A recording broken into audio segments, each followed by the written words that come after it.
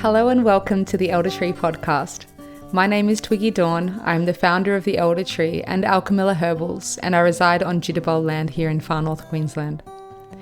You are listening to the Herbal Education segment, where each new moon I invite a myriad of plant wisdom keepers to chat about the world of herbal education, about their passions and motivations, and their dreams for the future of herbal medicine education in Australia. This podcast is brought to you by the Elder Tree, a non-for-profit organisation whose mission is putting the medicine in the hands of the people. One of the ways that we are doing this is through this podcast. If you would like to go deeper with the podcast journey while supporting the Elder Tree for as little as $2 per week, then you can become a member of our Patreon. Thanks to all of the people and plants who have helped to make this podcast possible.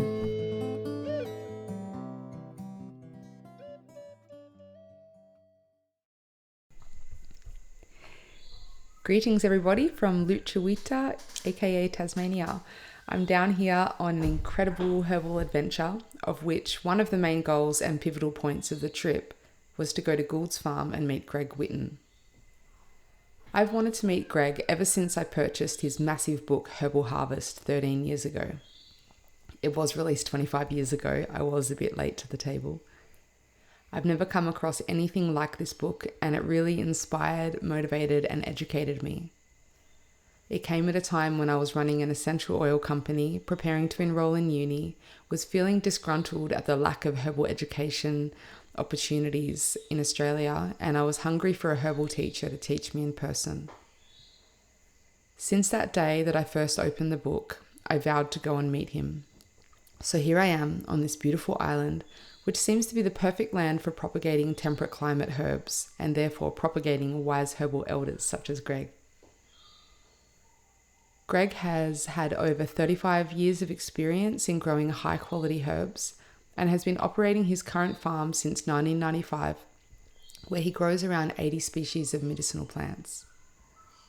Greg co-owns Goulds, which is a business that has been around Hobart since 1880, and it first started out as a pharmacy, back when pharmacies were mostly herbs anyway. Greg purchased Goulds 17 years ago with his daughter Dawn Whitten, her partner Jason Horelac, and their friends Belinda and Daniel Robson, with Greg managing the farm and medicine making facilities and the others managing the clinic and apothecary in Hobart. Goulds is the only example in Australia of a multi-practitioner clinic and apothecary which grows and makes a large portion of its medicines. The Goulds farm is organic and biodynamic, and one of the things that makes it really special is that they do everything on the farm by hand without machinery. Greg has quite an inventor streak and loves to create or reinvent innovative tools for weeding, growing, harvesting, and making herbal medicine. If you look on my Alchemilla Herbals Facebook page, you'll find photos of my tour of his farm and medicine making area. Also, I'm doing a special video of the tour around the garden, around his farm with Greg, and I'm making that exclusively available to both my Alchemilla Herbals patrons and also the Elder Tree patrons. So jump on Patreon if you want to check that out. I'll put the link down below. Greg is such a humble and wise elder, and one of the many things that I really appreciate about him is that he's so forthcoming with his knowledge. He doesn't have any of that edgy industry mindset. He doesn't harbour any trade secrets, and he also recognises that as he prepares for retirement and succession, the knowledge must be in the hands of the next generation.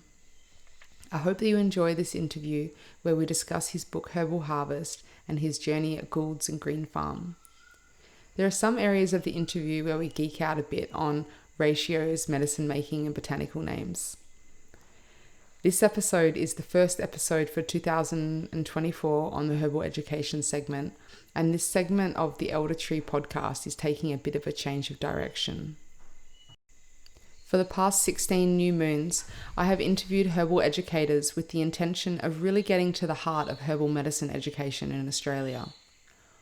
From now on, I intend to keep interviewing herbal educators, but want to deeply explore more herbal medicine topics and make each episode more educational in nature. So stay tuned as things are about to get more exciting. This interview is recorded in Greg's office at the Goulds farm, and it was really more of a discussion. To begin with, we discussed his journey with his book Herbal Harvest, which is something of a Bible to herbal medicine growers in Australia. It is actually out of print now, and you'll be lucky if you find a copy online. I found a copy recently online for $200 plus postage, but often they're going for over $1,000. So yeah, we talk about whether or not he's going to get that book reprinted or revised, because a lot of the information is outdated, but there is a high demand for it. I wrote it at a time when I had been growing herbs for maybe 10 to 15 years maybe. And we'd started doing workshops, and we found actually, or people were coming to me for information, advice, and found that actually that they needed a lot of very basic information. Like the people are coming in from a background that didn't have much experience in organic farming techniques, and so basically had to cover a lot of basic aspects of organic farming and biodynamic farming to provide that background information so that they could then develop, take that and use that as a basis for growing herbs. Mm-hmm.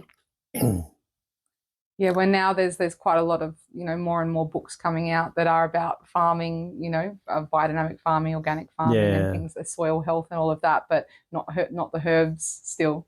Yeah. No, and there's a lot of, at the time there was a lot of misinformation, a lot of inaccurate information being circulated, and people were having a go and having terrible failures and poor results, and still, still some of what I see that's being circulated is a bit misleading, So how long did it take you to write that book? It's a massive book. It was about 5 years. I think it started about 1992, and it finally was published in 97. It went through. It got to the point where I guess it got so huge by the time it you got to the end of the draft, drafting the first draft. But it was easier to keep going with the full version rather than trying to whittle it down to something smaller. It's about 550 pages. I don't know how. I can't believe how I did it, actually. It was on a little Canon typewriter that had a screen about that big. Wow. And somehow we managed to, the editors managed to put it together. I managed to convert it to a text file, and then it went back and forth for editing. It was a long process. Gosh. Probably much easier now, though. Revising it would be, if that was 20 years ago, said that you released it, was it 20? It was about 1998 or 97, I think it first came out, first edition. So wow. You would have learned a lot just in that time. There'd probably be so much to change in there more than then, just we've evolved a lot of the techniques that we're using, and as actually there's a lot of changes happening now with Cara and Maria and Newton sort of taking over the running of the production area. They're developing new techniques and new ways of doing things, and so it's like a moving feast, really. Yeah, always evolving. Yeah, we discover new ways, like we've adopted some, and they've become available, like light hedge trimmers, battery-powered hedge trimmers made a big breakthrough for harvesting some of the low-growing herbs like thyme, and so a lot of things that we're doing now on a regular basis are not in there.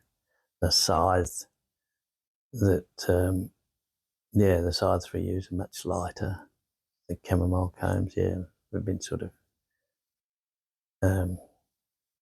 we're just working on making things lighter and more efficient and less less strain on the body, I suppose. Do that repetitive sort of harvesting work. Yeah, it's much more sustainable for your staff. Yeah.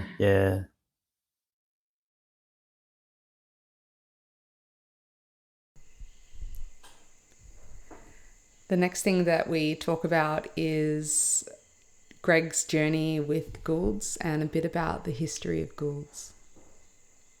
The original Mr. Gould came out in 1881, I think. He landed in Hobart, and it seems like he worked alongside some other homeopathic pharmacists and eventually took over one of the pharmacies, and it became Goulds.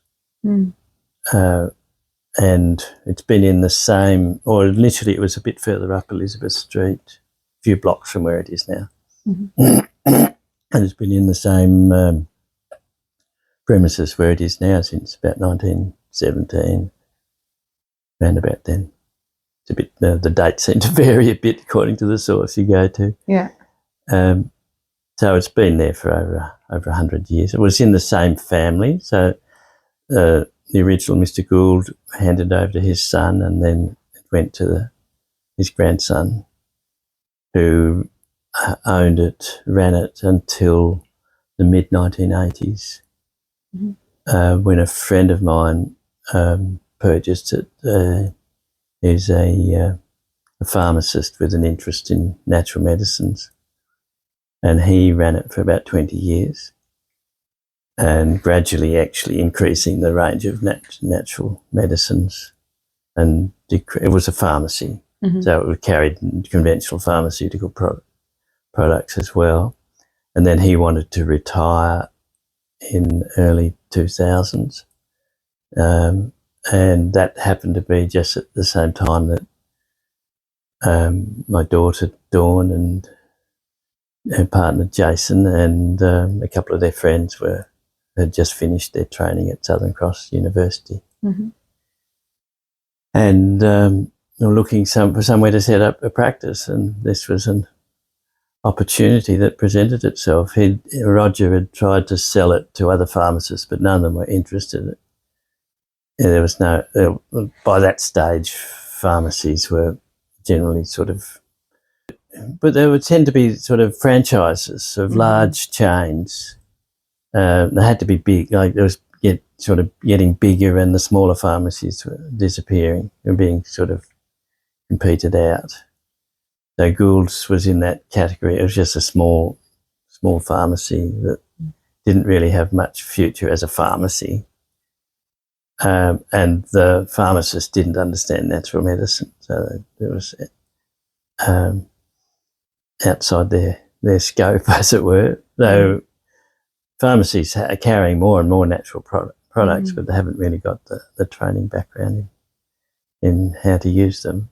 Well, I imagine when it first started in 1880s, there would have been a strong herbal, back then. There probably would have been the strong, they would have relied a lot on herbs. Oh, yeah. You go upstairs in Goulds, on the top floor, there's all these old relics from the past, and bottles of tincture and tins of herbs and things. There's a couple of tins out there. One's labelled cannabis indica. Yeah. Another one's labelled cannabis sativa. Yeah. And they've still got a bit of herb in it. It hasn't got any aroma, apparently. In fact, the shop got burgled once, and those tins were stolen. Oh, really? And the police managed to catch them. And the fella said he tried smoking it. It didn't work at all. Too old. They gave him back to Goulds. Yeah, but they're just up there. It would date from the 1930s, probably. Yeah. Yeah. So there was that tradition, and Goulds was like a little pharmacy where people went to get the things they couldn't get anywhere else anymore. So they sort of had maintained that. that tradition to some degree, and Roger had kept it going. So they still sold homeopathics and herbal medicines and things. And then when we took it over from Roger,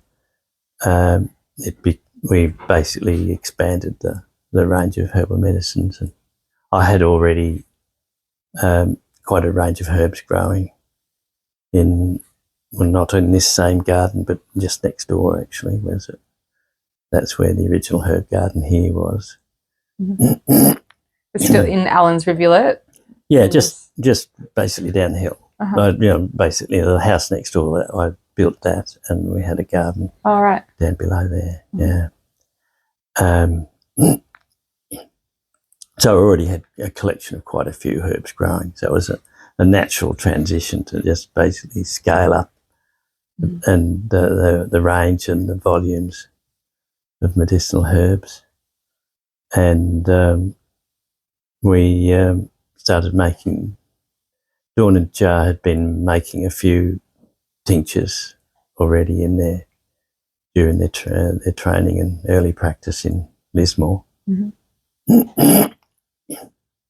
And I'd had a previous association with Green Farm. Don't know if you ever heard of Green Farm, but when MediHerb started up, there was actually another company that started up about the same time called Green Farm. Oh, okay. PHARM. Oh, yeah. I think I've seen the name, but I'm not familiar with their work. And they actually started a little bit before MediHerb. And I moved to Victoria, and we set up basically a joint venture, as it were. They were making tinctures on the property and distributing around Australia until the Therapeutic Goods Act came in, and that was a question of getting big or getting out. And the MediHerb scaled up, and Green Farm basically sold out and got taken up by it's a place in South Australia. It's basically a cosmetic. Can't remember the name now. They were bought out by. It's now become a big cosmetic sort of upmarket cosmetic. The Green Farm product's no longer available. Okay. But they were making tinctures, so I had a bit of experience just helping them set up the tincture making and watching them do it. So setting up some tincture making here was a fairly straightforward process for us, because we had a bit of experience. Like fresh plant tinctures initially, or no, basically percolation. Yeah, straight into percolations, and a bit of we started making some fresh plant tinctures quite early on, as in combination with the percolation. So we make a fresh plant tincture, using maceration, and use that as the menstruum for the 1 in 2 percolation. So you get best of both worlds. Basically, you get the vitality of the fresh plant and the concentration that you can get in with the percolation. I'm not good at maths, but then what's the ratio then? It's still the same. So you get a 1 in 2. Yeah. So we basically make. I would have thought it'd be more than 1 in 2 though. You could make it more than 1 in 2, but it doesn't need to be any stronger than. There's no point in trying to go stronger than 1 in 2, because you lose too much. You leave too much behind. In the mark. So for most herbs anyway, there's no point in going stronger than a 1 in 2. So we basically add a bit more, use a bit more menstruum, and take into account the dry weight equivalent of the fresh plant tincture. So the fresh plant tincture may be sort of equivalent to about a 1 in 10 or 1 in 11 dry weight. So we're adding that. So we might make it like it might be a 1 in 2.1 or 2.2, but because in terms of volume of liquid produced from the volume of dried herb, but because there's already some fresh herb gone into that liquid, then we calculate how much dried herb that represents in terms of what the dried weight of the fresh herb that was used to make the fresh plant tincture. Does that make sense? Yeah. I was trying to work out what then the end ratio would be. It'd be hard to calculate, wouldn't it? It's a bit of a complex calculation, but we basically, because we're doing it on a regular basis, we've developed a formula for each herb based on its sort of fresh weight. And so it's moisture content of the fresh herb. Yeah. Which is usually around 80%, isn't it, on average? It'll vary, so 80, 83, up to into the 90s for some, and some it's a bit lower, might be in the 70s. So we'll dry a sample and use that as a sort of a standard. Yeah. That's how Ken Athert, and that's how I was taught at Pindari, but with doing fresh plant really tinctures. But it was 1 in 5, and they just jammed so much into a jar. To try to get it to a 1 in 5 is interesting seeing. But I learned that way of, weighing the plant and then he was drying very it and weighing it, because he had the pharmaceutical background as well, so he had that precision and I'm so much more like the kind of folk herbalist. The put the fresh plant tincture is more what I like, just mostly because I don't like maths. Right. Yeah, well, it tends to be fresh plant tincture 1 in 1. But then it gets confusing because they get said, oh, this is a 1 in 1. But it turns out it's a fresh plant tincture 1 in 1. Oh. So you've only got a 1 in 11 in terms, or 1 in 10 in terms of dry weight equivalent. Yeah. If you so you can't really compare like the 1 in 2 dry weight based on the dry weight, or the dry weight equivalent, is quite a different story than just doing a 1 in 1 the weight of the fresh plant to the volume of the menstruum. It can be, so we try to translate everything back to a dry weight equivalent, just so we're not getting confused. People aren't getting confused in thinking, oh, I've got a 1 in 1 here, it must be really strong. Yeah, no, but it's important. It's a 1 in 10. Yeah, because then if you're selling to a practitioner, they need to know exactly, for getting their dosage right. Yeah, it may have some of the qualities of the fresh plant that's not in the dried plant. That's a different story. So we don't do it with all the herbs, but mainly with herbs that we feel there's the quality in the fresh plant that's getting lost in the drying process. So some of the high essential oil herbs like peppermint and lemon balm. Yeah. Lemon balm's a good example. There's so much is lost in the drying process. So quickly as well, Yeah, it's very volatile, those lemon oils. And echinacea. We do the fresh plant maceration of the aerial parts of purpurea, and then we use that as the menstruum for the root. And dried immature seed heads from them. Well, varies a bit depending on what we've got available. It could be angustifolia, or we've got a hybrid. I heard that you had an angustifolia purpurea hybrid, which came from Ken Atherton, actually. Oh, really? Yeah, he was growing both species in his garden, and he noticed a few plants that had these few self-sown seedlings that were intermediate in form, and he saved them and grew them on, and then So then I wonder, because I know that I was taught is that if you have the purpurea and the angustifolia together in a tincture, then they're more potent when they're together. Yeah, so I wonder if the plant, combined those. It's certainly very potent, because I gave some to Hans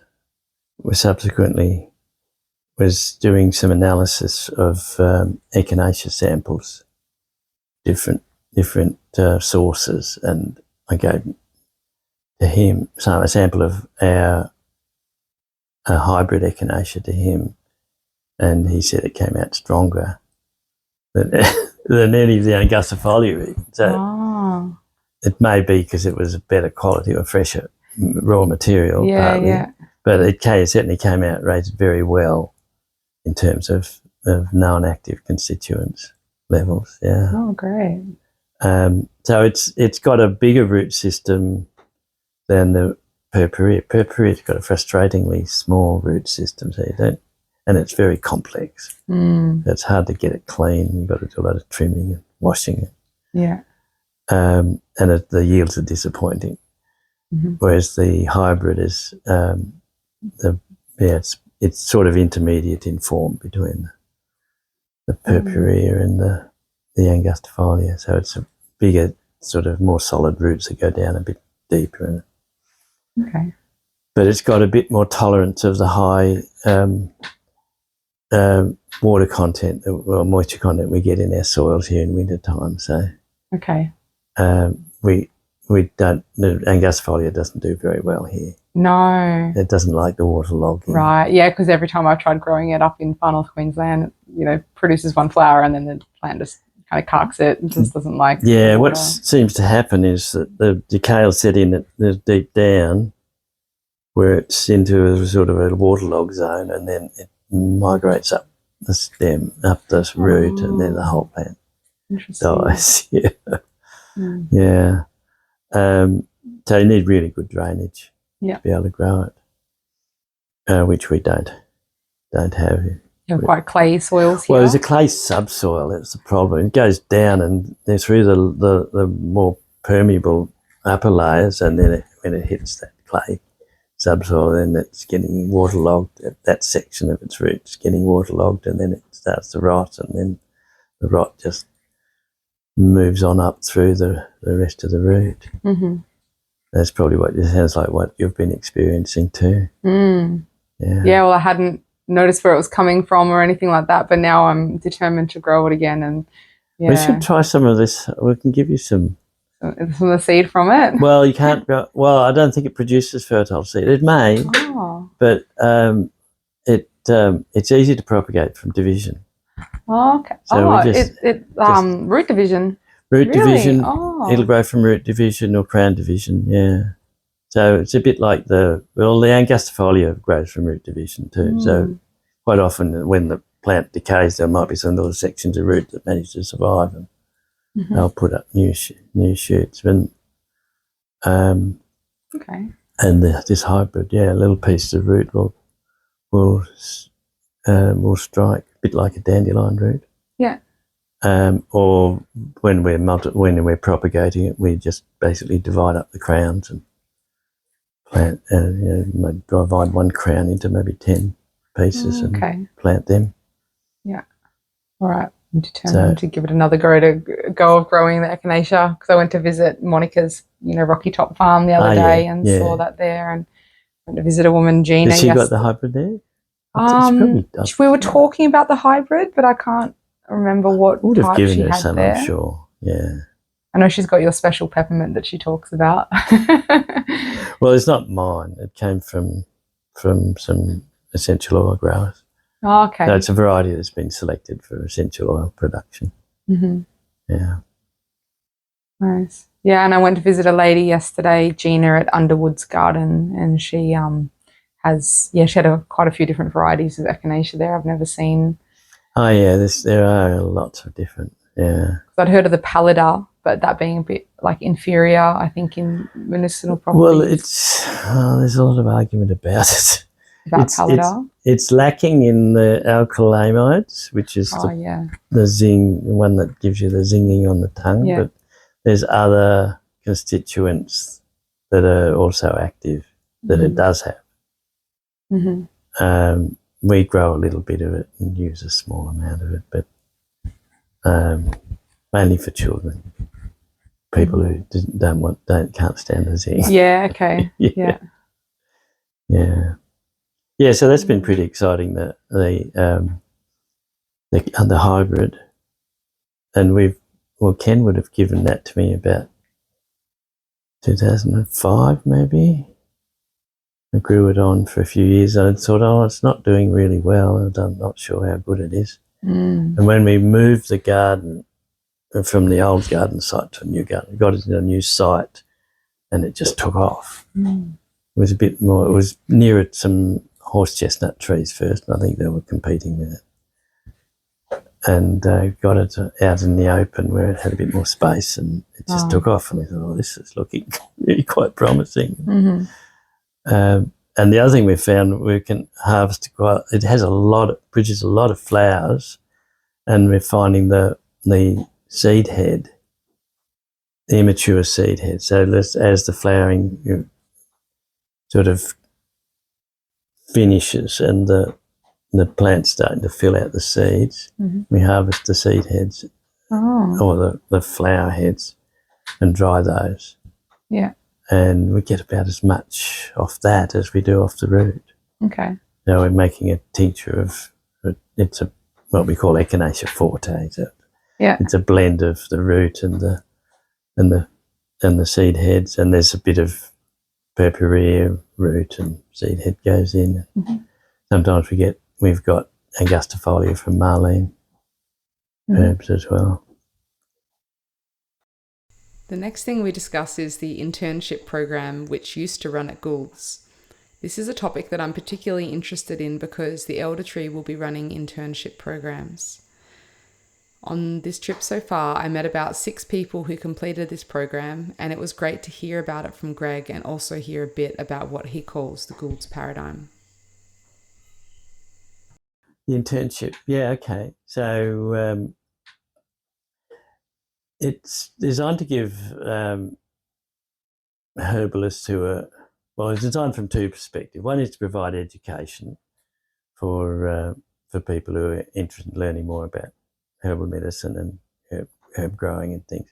And the other is to basically equip people so they're suitable, the potential suitable employees as herbalists or practitioners in Goulds. So it's basically to give a prospective practitioners a grounding in the way in the Goulds paradigm, I suppose you'd call it, our way of practicing herbal medicine. Yeah. So they would do probably two days a week in the apothecary, being mainly sort of being mentored. So they wouldn't go straight in. They wouldn't be plunged straight into doing over-the-counter consultations, but they'd be working in the background as sort of dispensary assistant, and then getting some mentoring from senior naturopaths or out on the farm. They would spend a day a week on the farm doing whatever is being done. So growing the herbs and also making the tinctures on the farm. And it's usually run for about a year. And sometimes we've done 2 or 3 at a time, so 2 or 3 people. So that sometimes works quite well because it's as much work to do a mentoring session for one person as it is for 2 people.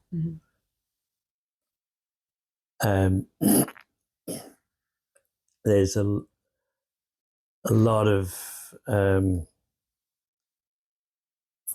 things that the Goulds, I guess, in the Goulds paradigm, which is sort of goes above and beyond what people get in their naturopathic training. So they'll get some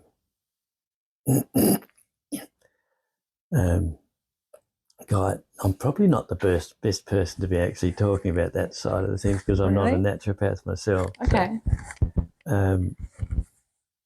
So you'd be more guiding, mentoring people in the farm. And so I'd be doing that. Yeah. So I'm not trying to guide them in the.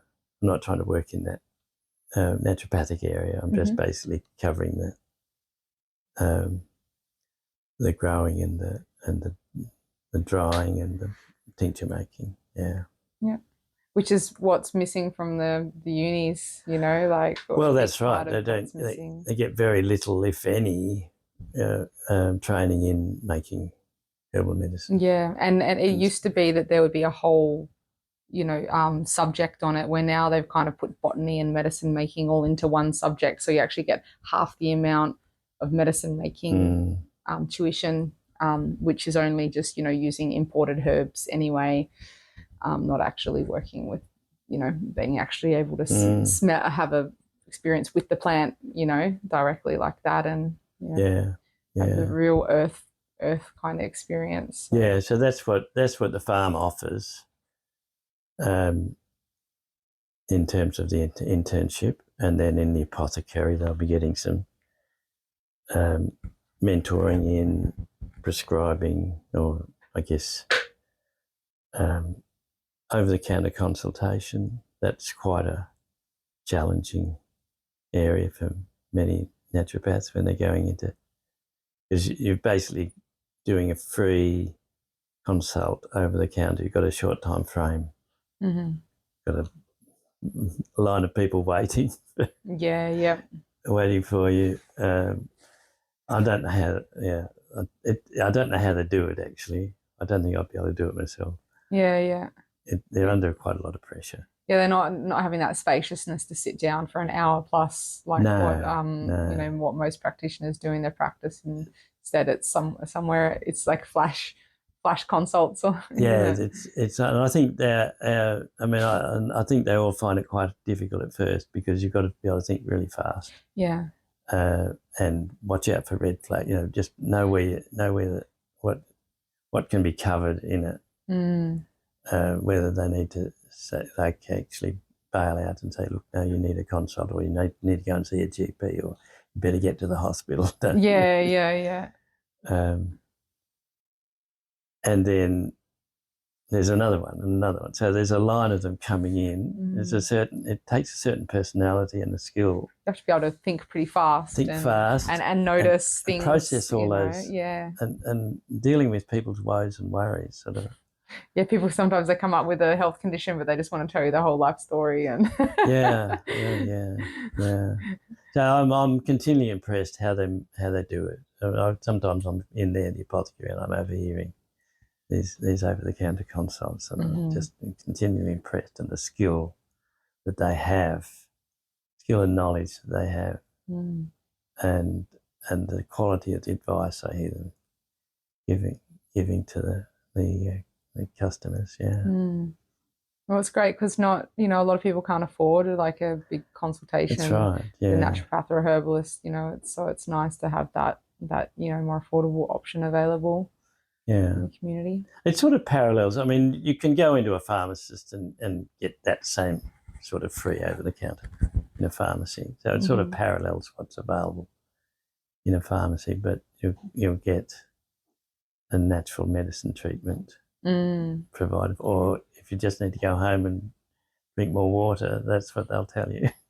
Yeah. There's one of the, I guess, one of the things that we strongly believe in is focusing on what people real needs are. Yeah, not trying to push a product. Yeah. And I think that's actually in the interest of the business, because people develop that trust and confidence. And loyalty, so they know that they'll get honest advice. That they're not going to be pushed buy something that they don't really need.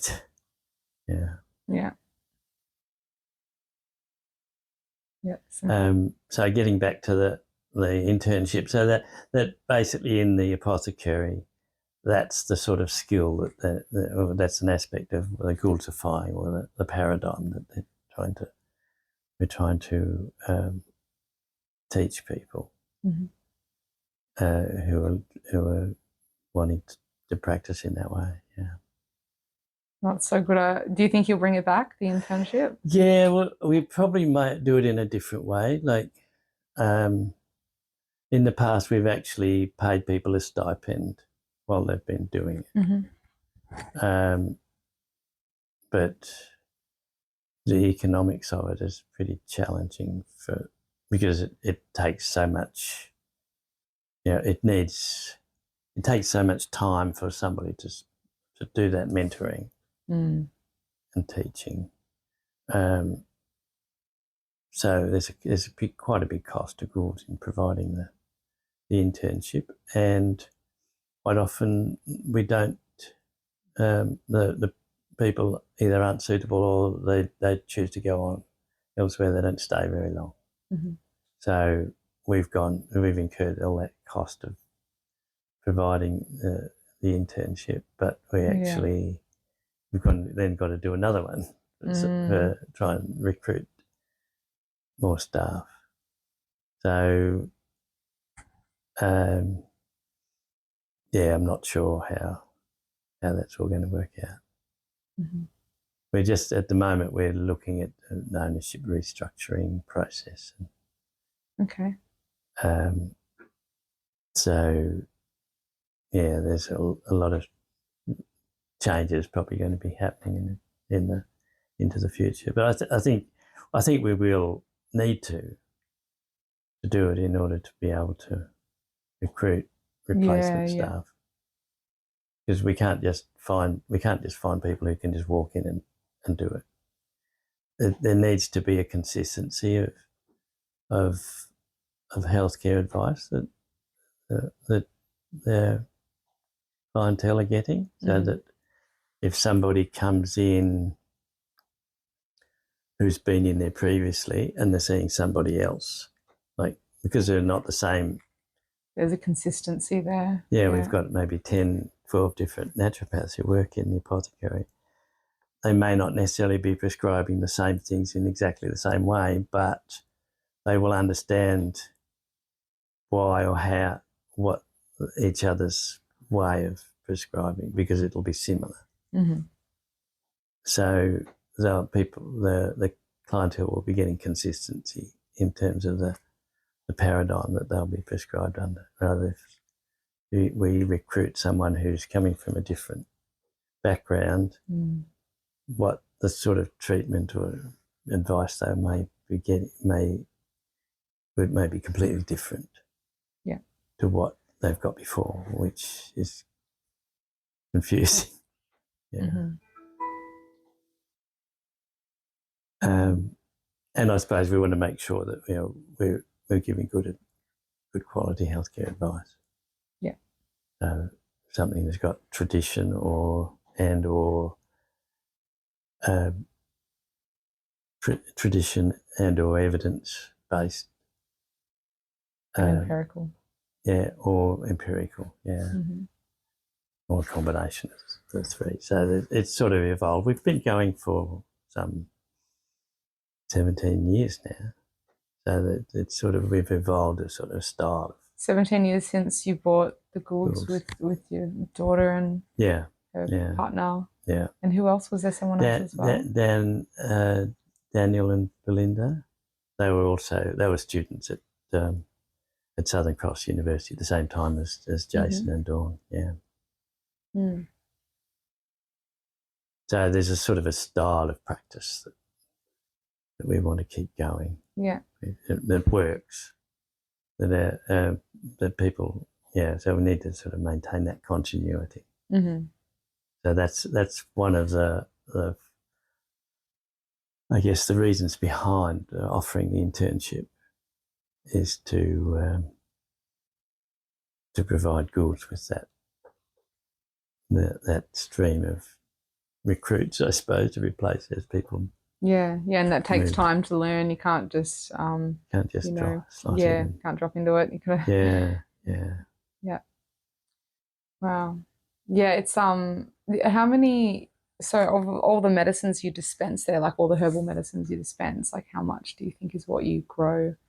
Well, I suppose we're growing about 40% of what we produce in terms of tinctures. Mm-hmm. Um, And the dried herbs as well. You have dried herbs in there. yeah, so we're going, yeah, so quite a range of herb teas. So it's not just tinctures that are getting prescribed, there's also herb teas. Mm-hmm. Yeah. Yeah, I think out of all the research that I've done, I think Goulds is the only example I found in Australia of a multi-practitioner clinic, which is like quite largely supplied by its own connected farm. Yeah. Definitely a unique thing in Australia, at least. So yeah, it's really great what you guys are doing. Yeah, well, I haven't come across many other places in the world that are doing that as completely as well. When I say we're not doing it completely because it's not possible. There's so many herbs that we can't grow. Mm. But we're doing it as much as we can, and I guess we're integrating into a supply chain. It also gives us the understanding of quality, so that we can assess and be selective about the quality of the herbs that we buy in, because we know what to look out for. What to look out for because of our own experience growing. What sort of things might go wrong, or need to be sort of considered in assessing the quality of the herbs we buy in. Yeah. I think it's great. All the practitioners there have had this like embodied, hands-on, tactile sensory experience with the plants too, because I think that'll give them a much more depth of, as a practitioner, which is something that I hear that from the herbalists all the time. Yeah, there's just that experience of working with the plants and making the tinctures, rather than just seeing them arrive in dark liquids in brown bottles. Yeah. I have a lot of naturopaths and herbalists that have done the university thing come to my workshops and say, wow, I've been dispensing calendula for 10 years or something, but I never knew what it felt like, now that I feel the resin and see this and that now, and then they go on to then bring that into their practice. Like they feel like they're more able to identify when someone needs that plant and how the way, I don't know, just they've formed that relationship with the plant. And I think that's that relationship that's really missing around Australia. It seems to be a lot more popular in America and UK, different places that have a bit more. Yeah, well, unfortunately, Australia's been a bit isolated from because they're not they're not an indigenous flora. Yeah, they've tended to been sent out from the old country.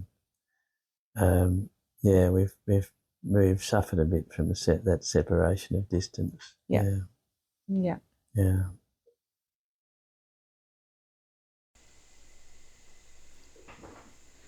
Next, we had a big chat about the pros and cons of having volunteers, and I asked Greg what his current challenges are within Goulds. I guess the challenge at the moment is the succession process. So you can set something up, get it working, and then as you get older and you have to move on and move out. Yeah, that's what we're working through at the moment. Handing on that legacy. And handing it on, how to hand it on and how to let go, and being aware that you can't actually control it. There's a point where you actually let go of being in control. And just trusting that they will keep it going in some way, but also being willing to accept it's not going to stay the same. No, it'll evolve and change. Yeah. So for me, it's actually been easier to sort of step back and let them do it, get on with it, and without trying to sort of micromanage them too much. Yeah. It's been a bit of an adjustment. Yeah. It's also a strong business model for any business that doesn't rely on any one person. If someone's not available, a good business model can always function anyway. Yeah. Well, Goulds has got there is quite a lot of collaborative decision making. Yeah. Oh, beautiful. That's one of the things we've been trying to develop, and we're sort of moving in that direction of a. It's a bit early to say talk too much about it. But we're working on some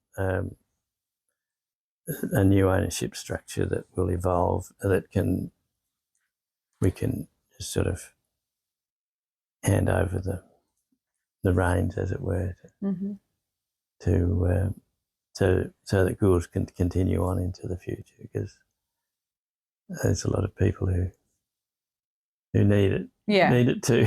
Yeah, just shutting it down is not an option. No, it's not an option. No.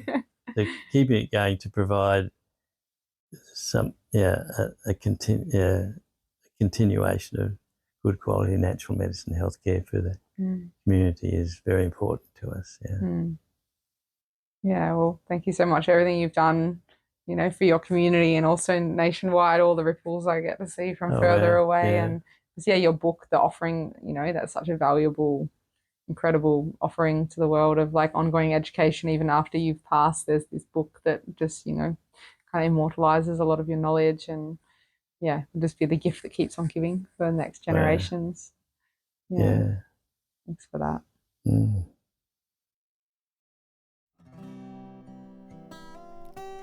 Thank you so much for listening to the Herbal Education segment of the Elder Tree podcast. Stay tuned every new moon as I interview more wise and inspiring herbal educators and herbal lore keepers from around Australia. If you would like to go deeper with the podcast journey, you can become a member of the Elder Tree Trove on Patreon. Contribute as little as $2 per week to access free content from our interviewees, and also access discount codes and opportunities which are exclusive to our members. You can find us on Patreon by going to www.patreon.com/theeldertree. Other ways that you can assist us in getting our offerings out there to more people in Australia is by subscribing and leaving a review on Apple Podcasts and on the Spotify app. Also, liking, commenting on and sharing our social media posts actually has a really positive impact and helps us to reach further with the message from all of the amazing herbal lore keepers that we interview on this podcast. Thank you so much for your support, and have a most wonderful day.